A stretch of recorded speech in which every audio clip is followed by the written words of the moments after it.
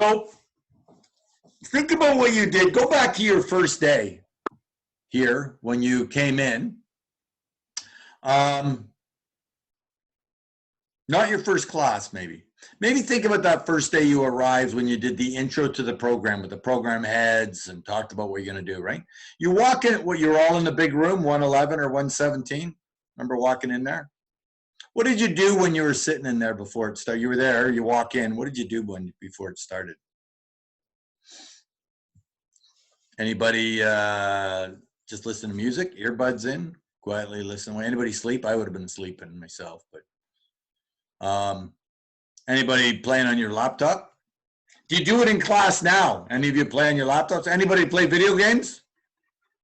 Card games? Michael, I know you do because I saw you win one day. He was all excited. I finally won! Years! I finally. So, but think about that, what you do in the room, because this is descriptive material. These are words that describe the things you do. Some of you maybe chatted, right? If you came with a friend, you chat. If you didn't come with a friend, did you sit beside somebody and chat with them? Maybe somebody of you were there, didn't know anybody, and you sat and you just watched what's going on. Who's here? Where's it? Just kind of watch, pay attention what's going on. So those are descriptive words. Sociology should start with that. If it's good writing, sociological research, they're using descriptive language to say, here's the activity, here's the things that people were doing. Now, there's other words that they may add in that might go with the analysis of it a bit. They might use language like this. I would, the subjective self. When you see subject, I want you to think I. Simple as that. If that word subject shows up, subjective, subjectivity, intersubjectivity, I means one. Intersubjective, two who connect, right? The interplay of things. So subjective self is I. Listening to music, tuned out from everybody else, I would maybe think about that and analyzing it and say, you know, there was a group of people, it seemed that there was several in the room who appeared to be occupied in a space of subjectivity or subject self, they're aware of their self-conscious or not. Maybe sleeping, a power nap for me is like listening to music. It's completely about tuning out the world. It's just about me. Now, tinkering on the laptop, different again. That used to be seen as kinetic. That used to be you were active doing things. It's like walking around, right? And that would be described as that. Did any of you do those learning style inventories? You're an auditory learner, a visual learner, a kinetic learner. That's this stuff, right? Yeah. So that's probably the way it would have been seen a long time ago. However, here's that, again, that curiosity place. If you keep your mind open, that would have been 10 years ago. That's the way tinkering on your computer would have been. Maybe it's practical, making practical use of your time, writing a paper for another course. But chatting, let's bump to this one, and I'm going to come back. Chatting might be described as intersubjective. You got two I places, two people who are engaged with each other. The tinkering on your laptop, on your phone, might be social media. Your generation is social media. Social media is chatting, right? Social media is intersubjective. So you're tinkering. I've got to now look closer to determine, is it just activity because your mind needs to be occupied, or does it have a social space connected to it? If you're an observer sitting observing, just saying what's going on here, that's a grounded approach. And I would describe it as what I saw was people who seem to be sitting in just a grounded place, just there, paying attention, watching what's going on. So there's some sociological language to go with the description of the things I saw. This is what I saw. Here's some analysis, if you like. Here's what you're looking for, because this stuff is problematic. Anybody ever been told you were disinterested by a teacher? So what? So what if you're disinterested? Why is that my issue? I'm at the front of the room. I get some thoughts on why it's my issue. So what? You're disinterested. Okay, you tuned out for today. What? My job is to force this into your head? right? What's that term? You can lead a horse to water, but you can't make him drink. So if you're disinterested, okay, well, good luck to you, whatever. But it's interesting because what did teachers do? This is a power statement. This is a judgment of you. This is a looking downhill from my empowered front of the room teacher to say, you're disinterested. You should be listening to me because I'm so important and you're not. So disinterested is a negative judgment of your action. You're listening to music is, and I'm going to judge it probably negatively because you should be listening to me, not music. But, maybe it's Led Zeppelin. It might be worth listening to. My son got caught doing that. He got caught for that in a test, actually. But they said he went through his whole high school with an earbud in his ear. He could hide the earbud because he had like Sideshow Bob hair and you couldn't tell it was there. But he said school was boring to him. In 5 minutes, he got what he thought he needed. And the rest was he's got to sit there for another hour and a half doing what? So music kept him calm. And then when he got caught by a teacher, he got chewed out. And the teacher phoned me and said, phone. So I happened to get the call and want to talk about it. Maybe it's the teacher, parent, teacher, I don't know, whatever. Anyways, get talked to about it. And they said, he says, so when your son said that he's bored, I said, okay, so have you done anything about your teaching style? So that probably didn't go well. I think he figured out where the attitude came from, but right? He got labeled negatively. Preoccupied is the similar thing. Oh, you're busy, right? You're writing up your paper for another course. That's good use of time, maybe, because you can listen to me and still write. That works, whatever. Because most of what I say is variations on the same theme. Or it might just be if you're a kinetic learner, you need to be moving to learn. I need to move around to learn, and I need to talk. Oddly enough, huh?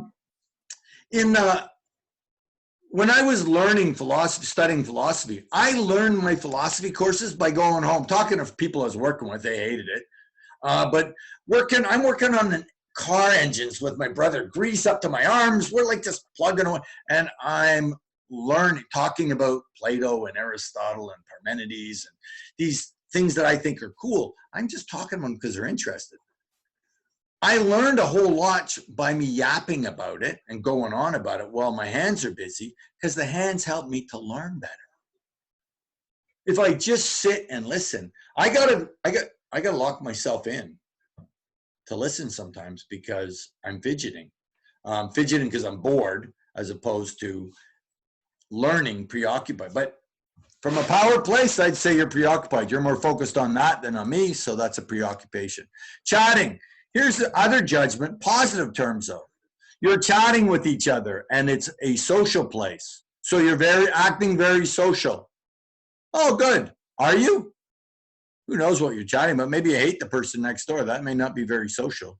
But I'm going to judge it social, and that's a positive judgment. If you see language like this early on in a research paper, I'm going to say be very careful because the method is flawed. They've already made a judgment, and they're going to prove that they're right. Hypothesis testing is meant to do that, and they make that claim, and they do an experiment. Some theories come from that particularly biased place. They make that claim. That's okay. We'll talk about bias in a second. But here's another, yet again, judgment. Interest in social interactions. As if that, again, my judgment. Positive, it says, I think, and then, oh, good, that's nice to see that. That could show up. This could show up in findings. I might find something to support that statement, that idea, but I need something to support it. It shows up in findings because it's my opinion. If it shows up early in paper, be careful. Judgmental language. Assumptions and biases are a problem. We all have biases. And if you tell me you don't, I'm going to call bullshit. No way. Bias is not evil.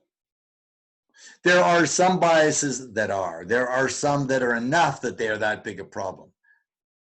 But bias is essentially my sense of normal. That's all bias is.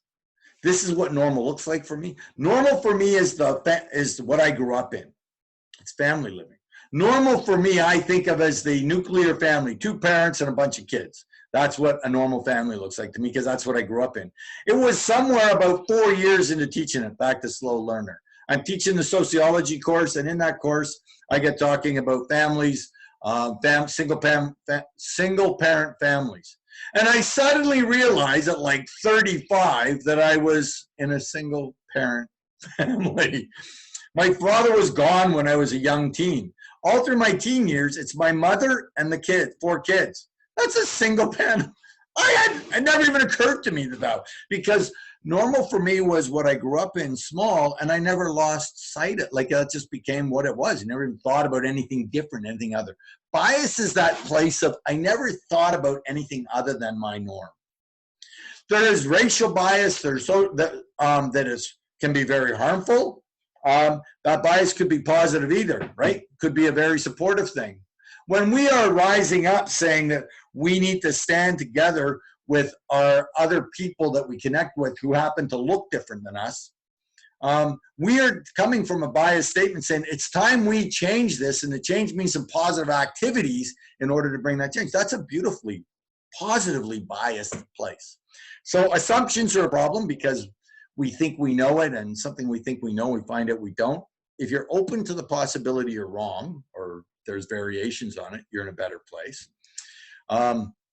But think about if you had to group yourselves for the purpose of doing this group research project, if you actually had to do it. So right now, it doesn't really matter who you're with. But if I put you in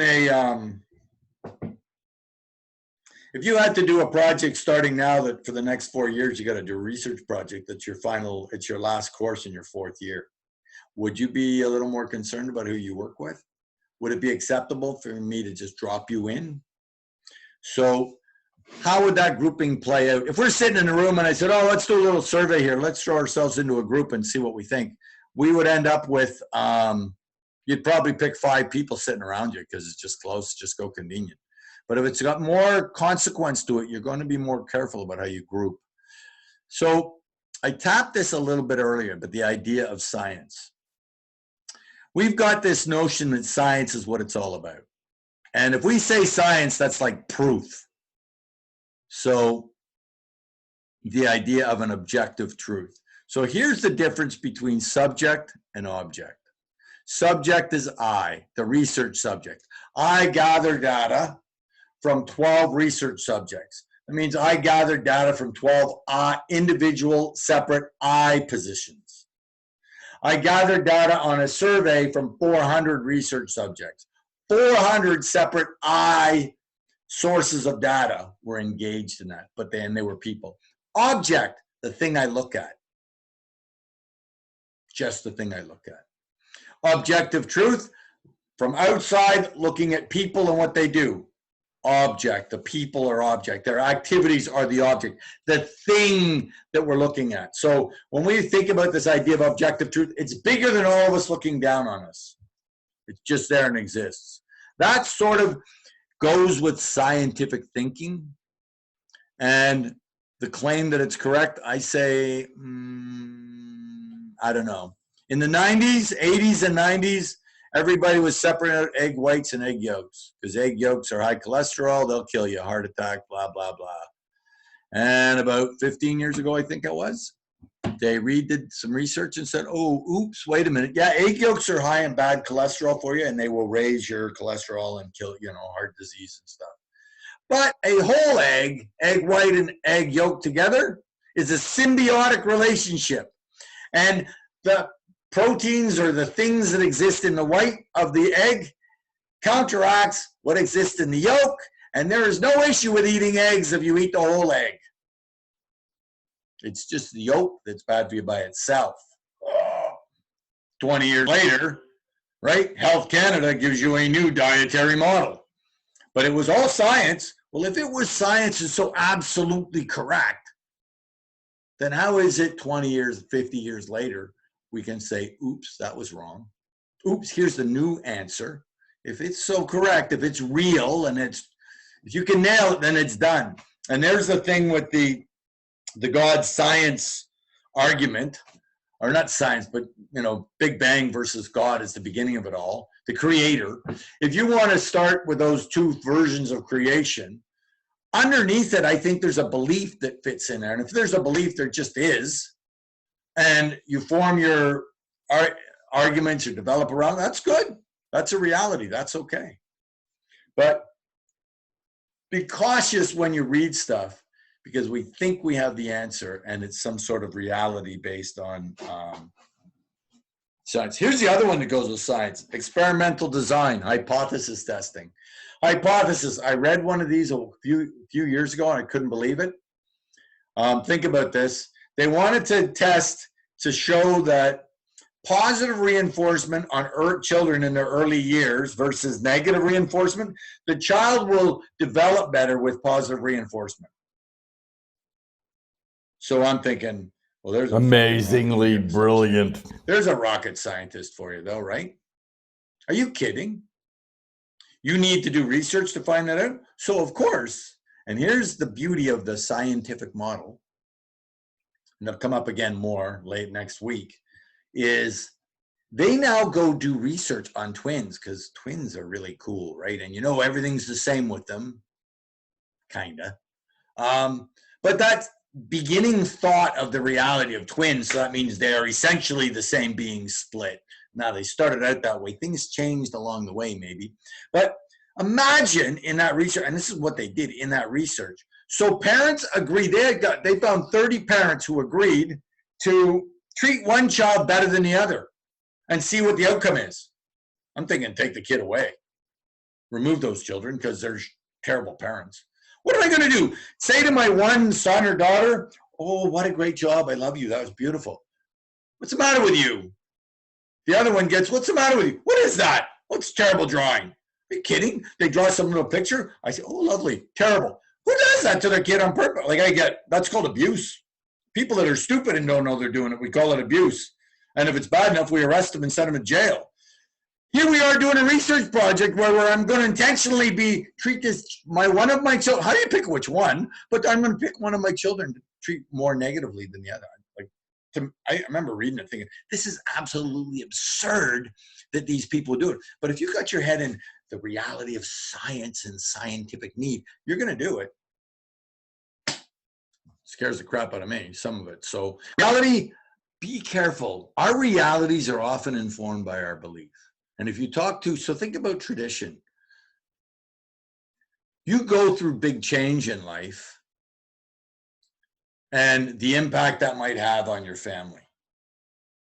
And that challenge is not to change. The challenge is not what you want to do or how you express yourself.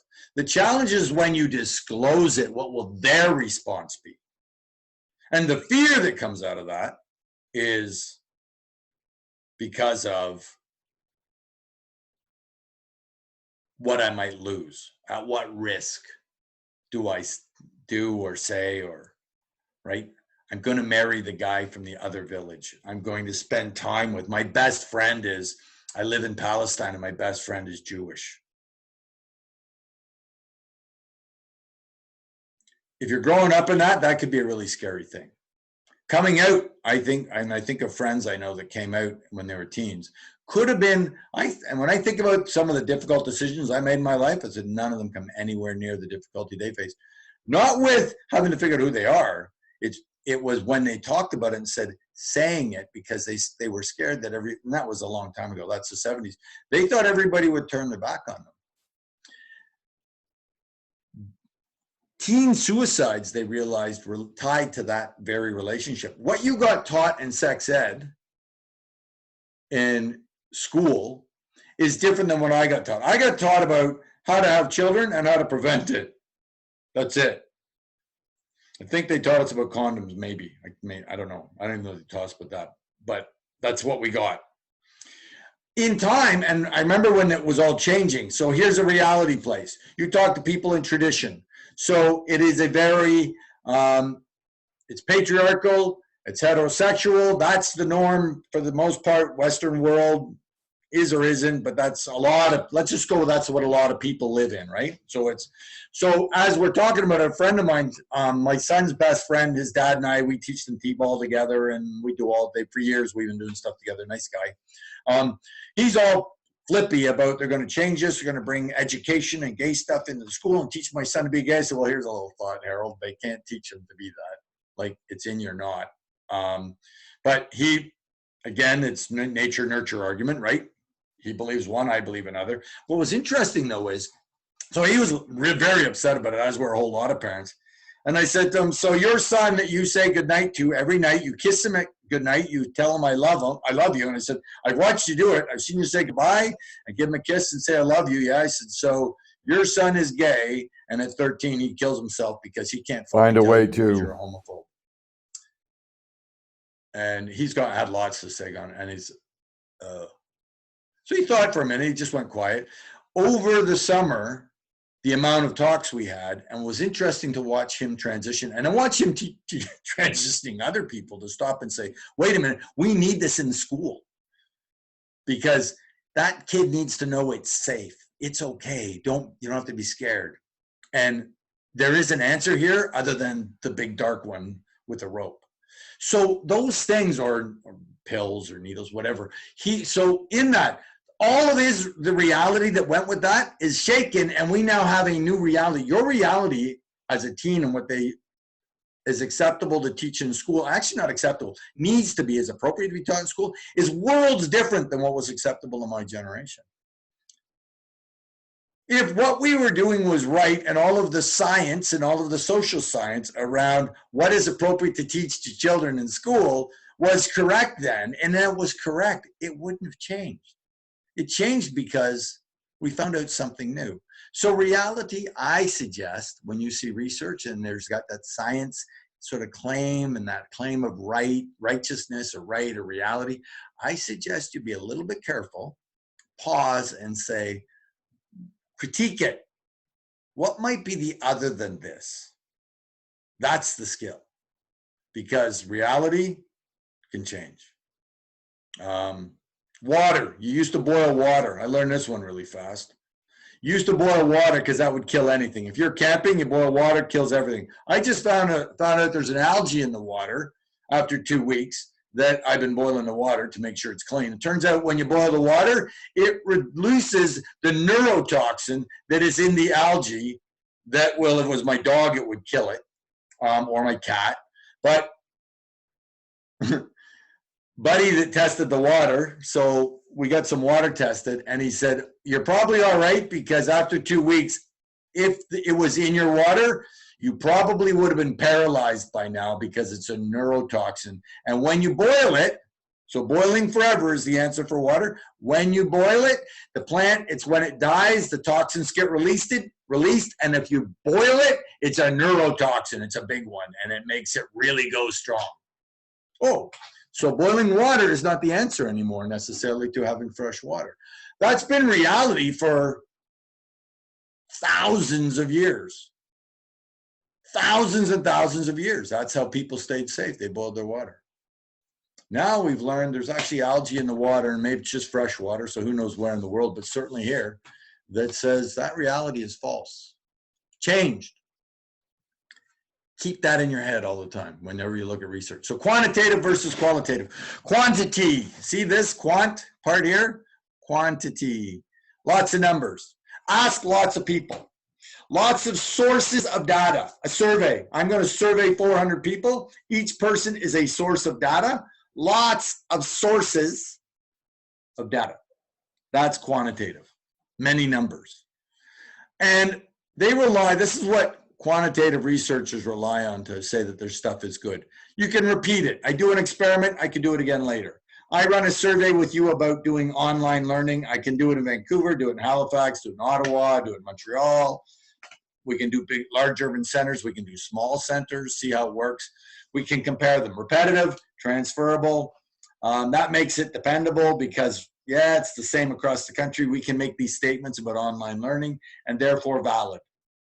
It's all based in large numbers. Good. That's how polling works. They use standard quantitative methods to do polls for elections. And a poll a few years back, they had the Conservatives winning by a small margin, but winning. And when the election was done, the Liberals wiped the province. there were no almost no, well, very few conservatives. The same happened in the federal election. Province was washed red. The country was washed red. Everything in the polls in their quantitative analysis showed that conservatives or liberals, but they're all in close. No, it was like a 60% margin, not a 30 versus 35%. It was 60. So those numbers, be careful with the numbers. Qualitative, on the other hand, looks in depth. I wouldn't survey 400 people. This is quality. So in the quality, it is in-depth data collection. I'm going to interview 4 people. I might run a survey of 400 students to say, what do you like about online? What do you think of online learning? I identify some issues in that, and now I find 4 of you, 6 of you, 10, 12, whatever I think is appropriate, whatever I can manage. And I come and ask you in-depth, long interviews. What do you think? Tell me the upside, the downside, give me all the details. That's what qualitative gets to. I'm only going to rely on 4 or 5 people. I might start with qualitative instead, and you see more now researchers integrating the two. I might interview 4 or 5 of you and say, hey, what do you think about online learning? And say, well, this, and I just keep hearing the same stuff. Now I do a survey and see if what you 4 think are the same across the country. First in the university, then a couple of universities, then across the country. That's what qualitative works with. Very small number of sources, lots of data. Both have lots of data. One has a small number of sources and the other one has a whole bunch of sources. That's the difference. It's about sourcing. How many sources? Qualitative, we rely on triangularity. I ask 4 people, interviews, long interviews, and out of them, sort of, I get some ideas that come out of it, and I get the same ideas from all 4 of you. There's a similarity. A theme grows. I say, whoa, that's good. That's how qualitative treats itself as reliable. So they both do. They used to be you couldn't do one or the other. Now we can do crossover. So those will come up throughout the course. You'll see that term. The course tends to be more qualitative. I'm going to quickly bump through 3 theories, and we'll come back to them later at the end of the course. But these are sort of 3 sort of perspectives that people come in on when they're doing research. Now, grounded theory is really the wrong word because it's a grounded approach. There's no theory in it. I just go watch and say, wow, what's going on here? It's like being an alien in the room. If any of you have traveled somewhere foreign or you've been in a place where you don't speak the language, that's grounded because you're looking at how am I going to eat? If you've ever found yourself out in some place where you've suddenly lost all your clothes and you got nothing and it's like, what am I doing now? How am I going to get out of here? I got no money, got no nothing. Oops, I woke up, it's missing. Something like that. That's kind of a grounded. It's like, oh, no, that's what grounded approach is. So I call it, the short version I use for grounded is curiosity. You just look at the world in a curious way. Any social situation, you're curious. So that's the one word answer for what's grounded theory? Curiosity. How does it work? Inductive will come up later. I'd said there the themes come out of the data. That's what I was saying, like in the interviews. I get an idea listening to 4 people. Oh, wow, this is a bit of a problem because I keep hearing the same thing. That's what it means to have a theme emerge. Some point grounded will lead to a theoretical, there is a theory that will be applied somehow later, but initially it's not. There's nothing, you're just looking and curious. Inductive versus deductive, that'll come up again next week and later on, you'll see it in the book. Inductive is a look forward that says, here's what I have, and here's what I think will come out of it. But I recognize I might be wrong. Inductive has got we attach numbers often to inductive, and it becomes a little more statistical analysis, if you like, because you're going to actually do it doing math to say, what's the likelihood of this? Inductive uses language of probability, probably this, probability, likelihood. That goes with inductive. Inductive says going forward. So my brother, he's been my brother for a long time. He's a pretty good brother. In an inductive mindset, I would say, if I got hurt today and I could call him, he probably would get me help. But I recognize the chance that he might not. He might say, I get the joint bank account, never mind. You're out, right? So it's a place where you might say, inductive recognizes the possibility that it's wrong. Deductive is the way we typically think. He's my brother. He's been my brother for a long time. This is the premise. He is my brother. That's a premise because I got to prove it still. In my world, I got to prove it still. He's my brother. He's been my brother for a long time. So therefore, if I collapse and contact him, he'll get me help. This has got a therefore. It's a conclusion. This is a bit like belief. Foregone conclusion. Figured it out. We got the answer here. That is the answer. That's that scientific reality thing. Whereas inductive says, I hope that he'll call me. I see the difference between the two. I would say deductive aligns with belief better, and inductive aligns with hope better. Because in the hope place, I recognize I might be wrong, inductive. In belief, I got the answer. I got the answer for all these reasons that went before, and there's my belief. Inductive doesn't exclude the past, but it weighs it in and puts a number to it. It says tradition is valuable. Deductive, tradition is everything, if you want to think about that sort of way. There's sort of other ways of capturing those words. We'll come back to them. So ethnography is the thing. Ethnography is a naturalistic way of looking at research. I want to know what people think. I want to understand your frame of reference for it. Not mine, not what do I think, yours. So in it is, I would ask, so let's look at, you're all here at Guelph Humber for different reasons, right? I interview you to find out, what are you doing? Ethnography is, interviewing is ethnography, observations are ethnography, participant observations are ethnography, survey is not. Survey is more of a, it's quantitative process, typically more quantitative.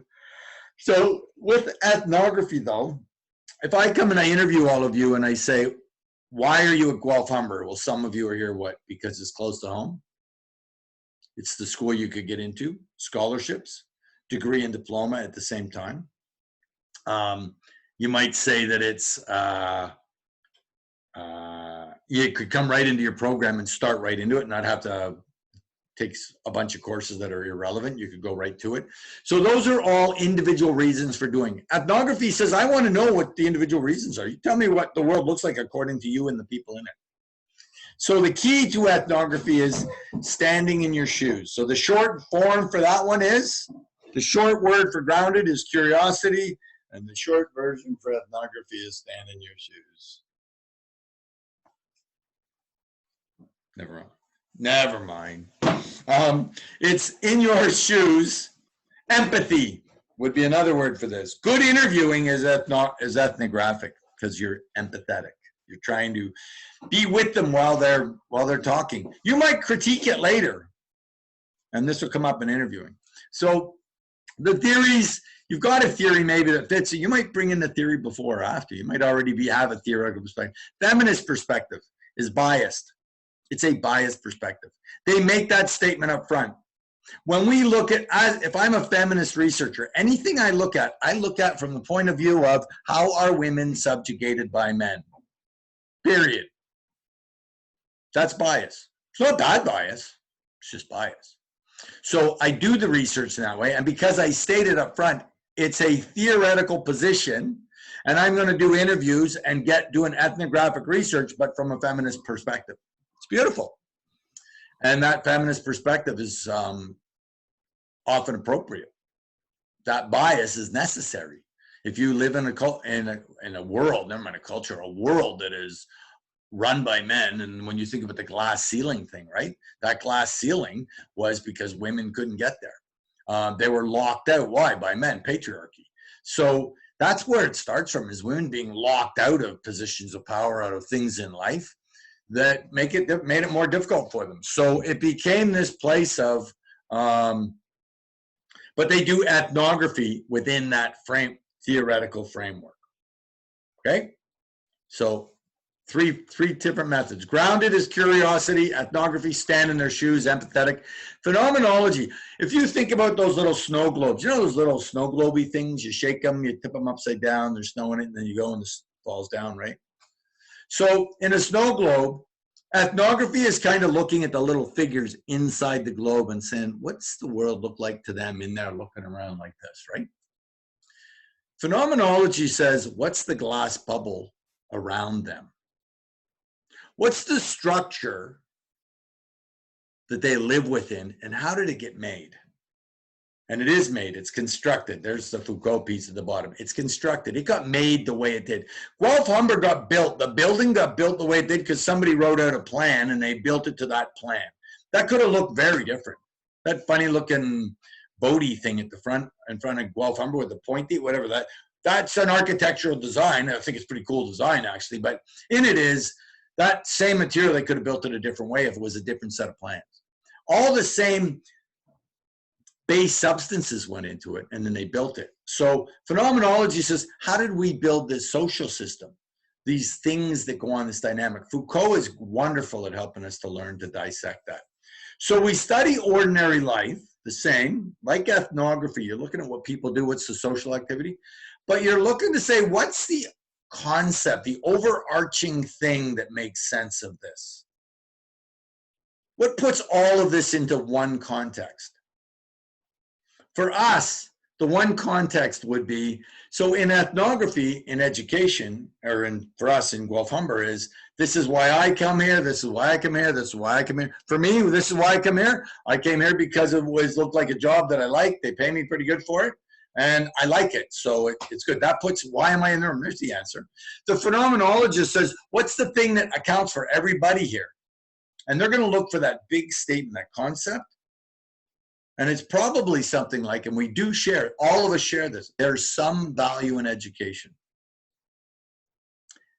Ethnographers interested in what are the differences in those values. It's to just feel good because I got a degree. It's the degree is going to get me a job. The degree is going to lead me to grad school. It's going to, like, it's whatever it is. I want to learn. Whatever we've got individual reasons, that's ethnography. Phenomenology is trying to understand learn what is that concept. Or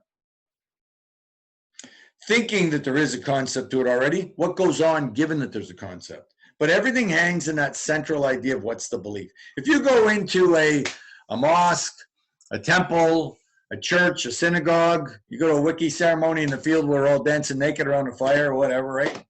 You go to any sort of thing like that and you say to the people that are there, what's going on here? Everybody can tell you what's going on. But you're an outsider, you don't know. They can tell you we're here. What do we do? Well, we're celebrating our faith. Okay, what's that look like? We're celebrating our particular things we do. Okay. So they can tell you what they're doing. They can tell you they're doing it in the context of this big concept.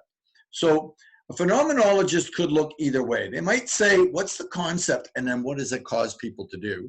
Because if you go into different groups, so if you look at variations on Islam, Christianity, Judaism, I'm not sure, I think Hindu's got some of the same variations, Sikhism. You go into different faiths and you ask, you look and say, are everybody doing it the same way? No, they're not actually, there's variations. Here's the big belief, but inside it, you've got variations. The phenomenologist says, well, given this belief, here's what's going on. Or they could come in from the ground and say, what's going on here, and then try and figure out what the common belief is. If you walk into one of those buildings, you have no idea. You're going to, as a phenomenologist, try and figure out what it is that puts everybody here. Not so much what are they doing, but why, because there's this big idea. If you know what the idea is already, then you're looking to say, given the idea, what's going on. So phenomenologist is all about the belief. So you can put each of those three big theoretical positions related to research and how research is done. Grounded approach is curious. Ethnography is stand in my shoes, empathy. And phenomenology is the overarching belief. So, sir, from a religion perspective or whatever, an ethnographic point of view on religion would be, what are the different ways that different religions practice their religions, and whether, and like phenomenology would be like, just God, or like love, or just like those basic beliefs that all religions believe in. So it's about the researcher's way of thinking about how they do research. So as an ethnographer, I'm just curious how I go into anywhere, and I'm just curious how these people live. And I want to ask them about it. And I'm going to find out about that life, how people are living. I'm going to find out about it with a mindset to just get them to explain it to me in their own words, or me observing, spending time there, to be able to say, this is what life looks like for these people. Because these are all social things about how people live. So I'm going with that place. I want to be able to write about it later and say, this is their view of their life. Does that one make sense? Okay. So the phenomenologist, though, is going to say, I'm going to make sense of how they live their life, but I'm going to make sense of it and say, what's the big belief that all these people are doing this shit in there? What is that? I got to stop. But what are they doing there? What's the thing that makes them all do that? Oh, there's this idea. If you were an alien in a ship watching a bunch of people coming and going from a building saying, why are they all going there? That's phenomenologist's way of looking at research. You're looking at that one thing that makes sense of all of them coming together socially. Or, so phenomenology could go either way, because you might already know what the belief is. So knowing, if you know religion or faith, you go into one of a religious institution, you go into one of their buildings or a gathering, you know that that's the belief. But given that belief, you would say, how do the social interactions go on in reference to the belief? Ethnography just says, how do they feel about their world and their life? I'm going to do research just to ask them, to get from them how they feel about their life. Phenomenology is going to say, how does it relate specifically to that overarching concept? So it's like ethnography is more objective. It's individualist. I would say it's more individualistic. No, phenomenologists, they would both claim that they're objective, because they both claim that they're looking to understand it from an outside, not the subject position. Okay, so the ethnographer, though, wants to hear from all the subjects, and they want to get thus a whole bunch of subjective positions and put them together to say this is normal. The phenomenologist may not need the subjective position so much, because they're focused on, given this belief, here's what goes on. It all relates back to this big thing that got built. We got 4 floors in our building. So we come to school and you watch people go up the stairs. Say, why do you go up the stairs? Well, it's only 3 floors to my class. First class in the morning, it's only 3 floors. Well, what if it's on the 4th? Well, it's only 4th. I just go up if we had a 15-story building, the phenomenologist would say, well, they don't even do that. There's nobody to ask about going up the stairs, because nobody walking 15 stairs. Well, there's some crazy people, but right? It's that idea of, because of the building, I don't need to inquire about their activities, because the building is the structure that everything's related around. The ethnographer would say, well, let's ask them why they don't go up the stairs. Okay. They don't care whether it's 4 floors or 15. They're just saying, do you go upstairs? Do you? Don't you? Why? Why not? What's it about? They're not worried about, there's no because of within ethnography, where phenomenology has got because of the building, the concept. Does that help? Okay. Yeah. The ethnographer, and you'll see it because it'll come back later, societal reaction and symbolic interaction, symbolic interactionism will come up week 8, I think. And there where you start to look at it, it's another way of looking and saying, you could go into, and I think this is what's beautiful with religion, we could go in, and if I'm clueless about it, I could ask people what they do, why are they there, what's going on. I could just ask them to explain it to me as an ethnographer and come away with something meaningful.